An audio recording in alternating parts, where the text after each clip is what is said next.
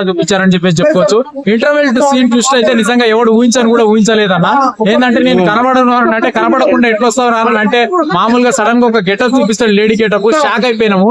Second half నుంచి అయితే ఇంకా చెప్పనవసరం లేదన్న. విశ్వక్సేన్ గారు లైలా లేడీ గెటప్ అయితే నిజంగా unstoppable, full comedy entertainment. Scene కి ఏంటంటే నవ్వి కడుపు చెక్కలు అయిపోయిందని చెప్పేసి చెప్పుకోవచ్చు అన్న.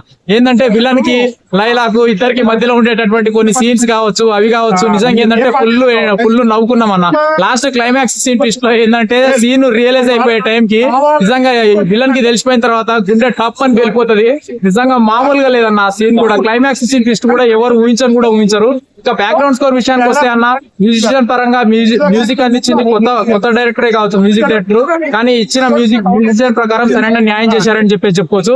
ఇంకా డైరెక్షన్ డిపార్ట్మెంట్ వాళ్ళైతే స్టోరీ పరంగా ఎక్కడ కాంప్రమైజ్ కాలేదని చెప్పేసి చెప్పుకోవచ్చు. ఇంకా 2 సాంగ్స్ ఉన్నాయి భయ, ఆ 2 సాంగ్స్ కూడా సరైన బ్యాక్గ్రౌండ్ స్కోర్ మ్యూజిక్, సరైన డాన్స్ పరంగా, అటు యాక్టింగ్ పరంగా సరైన న్యాయం చేశారని చెప్పేసి చెప్పుకోవచ్చు. కాకపోతే స్టోరీ పరంగా ఏంటంటే ఎప్పుడు రావాల్సిన స్టోరీ కాదన్న, కాస్త ఓల్డ్ స్టోరీ. కానీ దేనికి రావాలి అని అంటే ఒక అన్స్టాపబుల్ ఎంటర్టైన్మెంట్ కోసము, ఒక వన్ మ్యాన్ షో కోసం రావాలని చెప్పేసి చెప్తానండి.